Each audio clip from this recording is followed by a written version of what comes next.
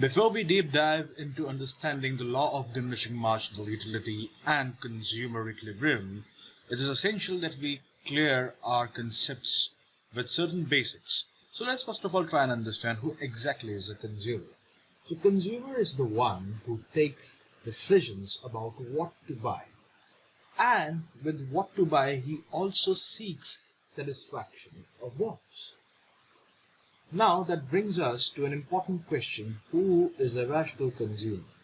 Rational consumer is one who seeks to maximize utility or satisfaction in spending his income. So a rational consumer is somebody who would want value, maximum value and maximum satisfaction for whatever he is spending. And also there is a necessary difference that we must understand between who is a customer and who is a consumer. The question is, are the two same? The answer to that is no. Consumer and customer are two different entities, or they can also be the same entities. The difference lies in who pays for the service or the product. So imagine you buying a chocolate and giving it as a gift to your best friend.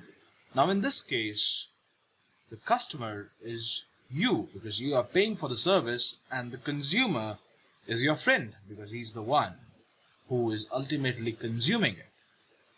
And now if you were the one who purchased the chocolate and consumed it yourself, then in this case consumer and customer would be the same person.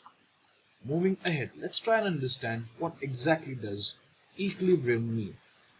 What is equilibrium? Equilibrium is nothing but a state of balance or stability. So equilibrium is something wherein you will get a complete balance. Similarly, what is a consumer's equilibrium? So consumer's equilibrium is also to do with balance. But what kind of balance are we talking about here?